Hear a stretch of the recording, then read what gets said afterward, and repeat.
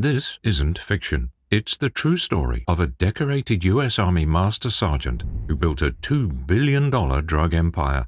Leslie Atkinson chose stealth and military precision while other drug lords made headlines through violence. The DEA considered his organization one of the top 10 drug trafficking rings in America. Leslie Ike Atkinson, known as Sergeant Smack, arranged one of the largest heroin operations in U.S. history from 1968 to 1975. His base in Southeast Asia allowed him to move roughly 1,000 pounds of high-purity heroin into the United States. He leveraged military infrastructure and personnel to execute his plans effectively. This story reveals how this former military man became a drug kingpin. We'll get into his sophisticated smuggling techniques and separate Hollywood myths from reality. A real American gangster operated in plain sight for almost a decade. And this is his untold story. The making of Sergeant Smack. Leslie Ike Atkinson was born in Johnston, North Carolina, on November 19, 1925, during the segregated American South. The youngest of 5 siblings in Goldsboro, his childhood took a difficult turn when his father left the family. Life in the segregated South was harsh, and white children often bullied and beat black children in their community. The military became Atkinson's true calling. He joined the Navy in 1942, and at just 17 years old, his natural talent shone through during training at Fort Huachuca, Arizona. "The military was so easy for me. I think I was born to it," Atkinson said about his knack to excel at complex military skills. His military achievements include serving in naval construction in Ithaca, New York, training with the prestigious 555th Parachute Infantry, triple nickel, attaining the rank of Master Sergeant with 6 stripes. All the same, Atkinson faced his share of challenges in the military. Racial discrimination persisted despite his accomplishments, which led him to write to politician Adam Clayton Powell about quota systems affecting black service members. His profitable gambling activities with enlisted men resulted in a temporary dismissal and a fine of $500. Atkinson's life changed direction after his military retirement in 1963. He first tasted illicit profits through his expertise in gambling and card counting in European casinos. By 1966, he'd formed a partnership with Herman Jack Jackson in Bangkok's New Phetchaburi Road, creating connections that would later power his drug empire. The year 1967 marked his transformation from respected military man to drug kingpin. Though hesitant at first about entering the drug trade, Atkinson set up operations at Jack's American Star Bar in Bangkok. His military background and knowledge of military systems proved vital in creating one of history's most sophisticated drug trafficking operations. Building the Asian Connection. Leslie Ike Atkinson made Bangkok's bustling streets his command center in the mid-1960s. He ran his operations from Jack's American Star Bar and teamed up with Jack Jackson, Smedley, and Luchai Rubiwat. This partnership led to a sophisticated drug trafficking network. Jack's American Star Bar was not just another military hangout. Atkinson and his business partner, Luchai Rubiwat, started buying high-grade heroin from the Golden Triangle in 1968. They paid about $400 for each kilogram. The bar's location and military customers gave them the perfect cover to grow their business. Atkinson had a clever way of recruiting military personnel from all ranks.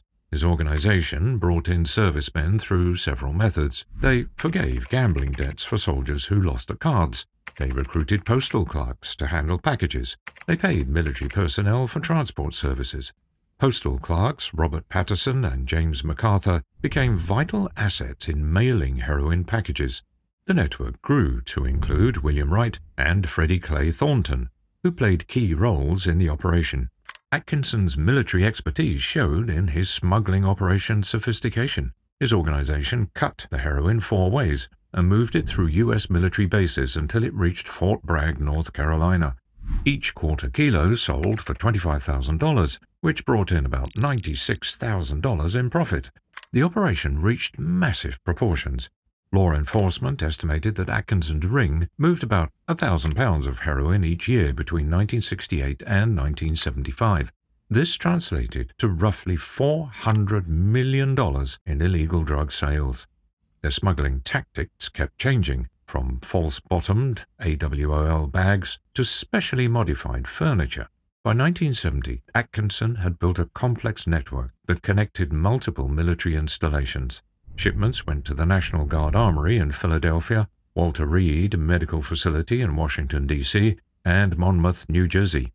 The organization used military aircraft, and some servicemen unknowingly carried heroin hidden in modified equipment.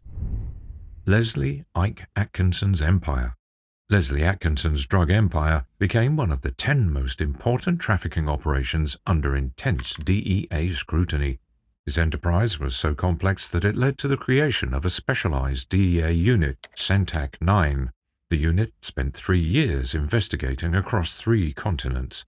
Between 1968 and 1975, they operated using innovative smuggling methods that showed Atkinson's military expertise. His techniques included concealment in duffel and AWOL bags, utilization of the U.S. Army postal system, hidden compartments in teakwood furniture, strategic deployment of unsuspecting crew chiefs. Atkinson's organization thrived because he became skilled at using military infrastructure. He arranged a network of family members and former African-American GIs. His operation ended up failing in 1975 when he tried to ship heroin to elderly women's addresses in Fayetteville, North Carolina, that he got through personal records. The numbers behind Atkinson's operation were staggering. His organization moved 1,000 pounds of heroin yearly from Bangkok through U.S. military bases. This generated about $400 million in illegal drug sales over 7 years. Atkinson's influence continued even from prison. He tried to restart his drug ring from Otisville Federal Penitentiary in 1987. Federal authorities found there was a plot and arranged a sting operation. They used an undercover agent who posed as a corrupt German diplomat to get 5 pounds of heroin from Thai buyers. The organization bought heroin at $400 per kilogram, and they cut it 4 ways for transport. The product sold to American distributors for $25,000 per quarter kilo at Fort Bragg and other military bases, each transaction thereby generating profits of about $96,000. This complex operation ran until authorities arrested Atkinson at his Goldsboro home in January 1975. The truth behind American Gangster, Hollywood versus reality. The 2007 film American Gangster created controversy with its heavily fictionalized version of the heroin trade between Southeast Asia and the United States. Sterling Johnson Jr., a federal judge who prosecuted Leslie Ike Atkinson's case, said the film was 1% reality and 99% Hollywood. The relationship between Frank Lucas and Leslie Atkinson in the movie was misrepresented. The film showed Atkinson as Lucas's subordinate, but reality painted a different picture. Atkinson was the mastermind behind the Asian heroin connection and worked independently. Lucas would visit Atkinson's house in Bangkok, which marked the beginning of their actual business relationship.